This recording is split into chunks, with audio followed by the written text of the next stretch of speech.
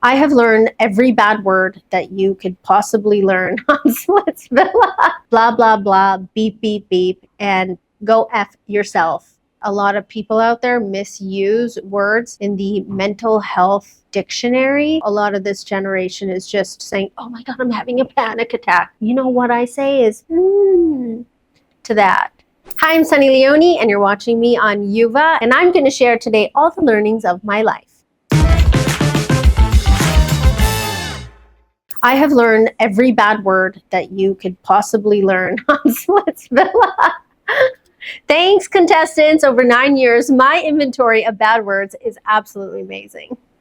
Oh, what I learned was it is a dog-eat-dog world on that red carpet.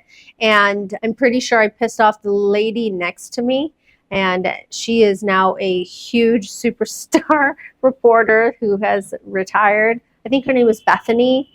So she was right next to me. She hated me because the person that I was interviewing with, he was so loud. He irritated the shit out of her. And she was just like, who are these people? What have I learned from my ex is that I'm so happy that they're my ex because they suck and my husband is amazing. So thank you for being so shitty at being you so that I could find my dream man. Gen Z population is extremely sensitive. You know, we grew up in a time where ek thappad milta tha and there was no feelings behind it. It's just because you were just being bad and you got banked or you got a thappad or you got, scolded. And then you just moved on from the rest of your day. Where I think nowadays everybody, you have to ask, how are you feeling a lot more? Everything has become more sensitive. So if there's something that I could tell the Gen Z population, is just grow a little bit of thick skin. Just a little, just like the smallest little layer. It'll help you in life because people are going to say bad shit to you and people are going to make fun of you or people are going to, say things or do things that are hurtful. I'm not talking about physical violence. I'm talking about verbal. And I'm not talking about extreme verbal violence from people. Talking about just the nonsense that you see on Instagram or the nonsense that's it's going on in school or something. Some things need to be addressed and some things you have to work up the courage and the energy to turn back at that bully and say, you know what, blah, blah, blah, beep, beep, beep, and go F yourself. And then, walk away because bullies are usually weak people too. So I think that with the Gen Z population, we should just grow a little bit of thicker skin. It'll really help. All you have to do is come to Splitsvilla and I will help you do that. Because I think I did help a couple of people. I did shake somebody around and say, you have to stop crying and then I can help you. Hopefully she understood. And then the next day she was like, revenge. My experience at Cannes was how amazing it is to celebrate filmmaking. And I think that gets lost when we have a film that's released on a Friday and we're also quick to judge and we're also quick to say all sorts of mean things or just say, I didn't like it. And we forget that it takes so much hard work. And at Cannes, when you're in a room filled with so many people standing and clapping and they are really just appreciating filmmaking and everybody there is there to watch films and appreciate them. So that was amazing.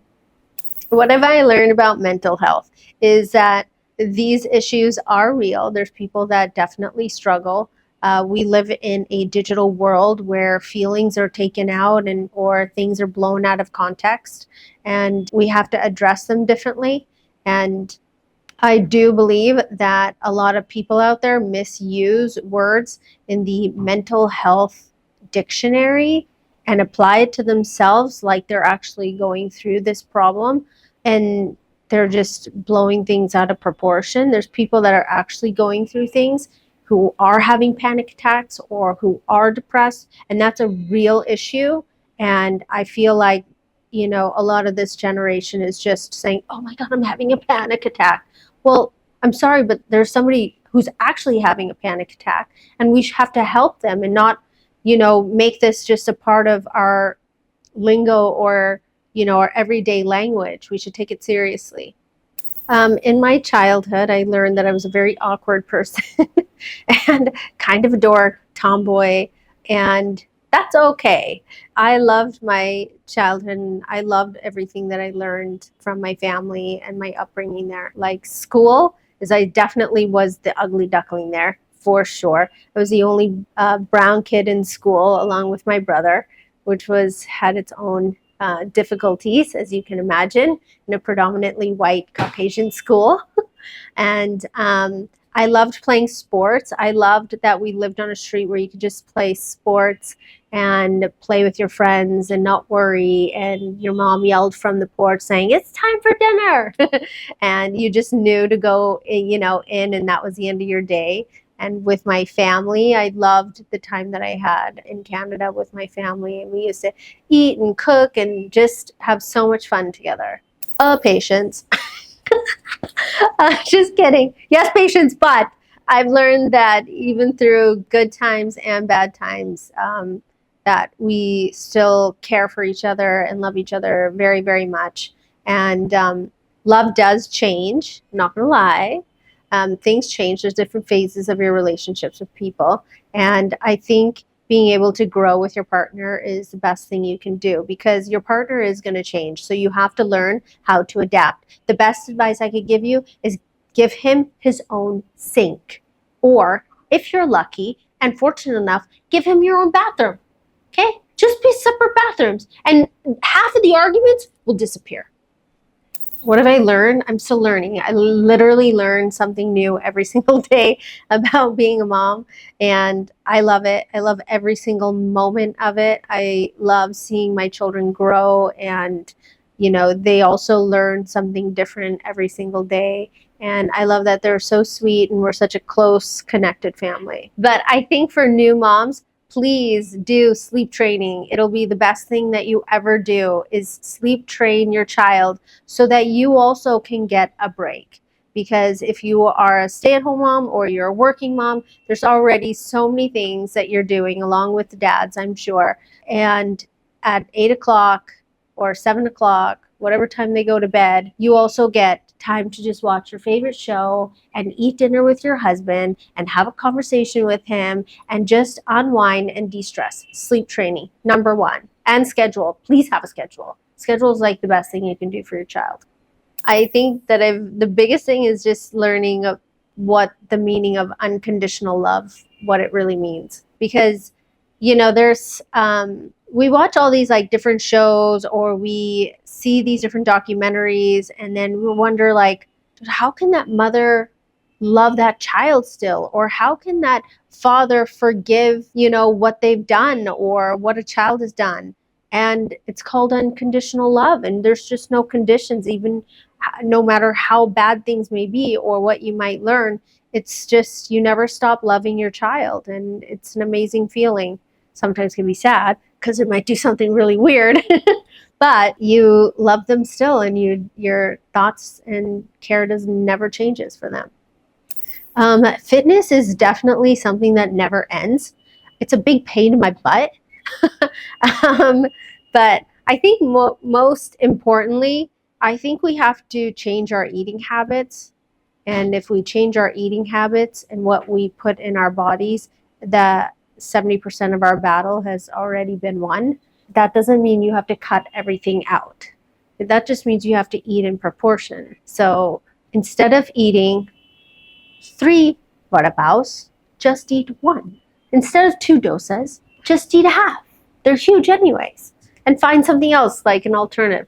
And, staying heart healthy is something that I've learned is more important than anything else because we live in a society where we have so many preservatives and we're eating outside food or fried food and all this. To be heart healthy is the biggest thing that I've learned, and that's what I would want for my family.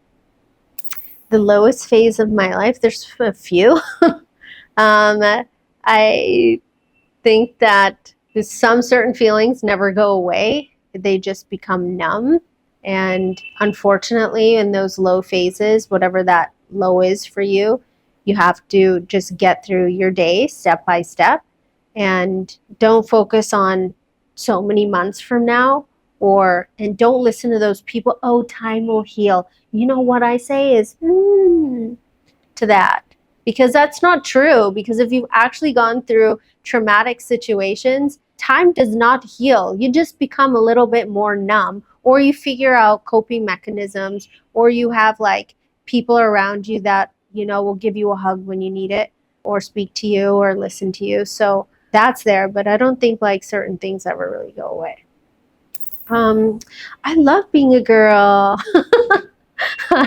What have I learned? I feel like we have so much power within our hands to do whatever we want. We just have to learn how to channel the energy properly and understand our surroundings to get exactly what we want, which can happen. Sometimes you have to use it with force, unfortunately, or sometimes you have to use a little bit of honey. And, you know, sometimes that route with a little bit of honey, a little bit of sprinkles, works out best for you. Hey guys, like, share, and subscribe to We Are Yuba.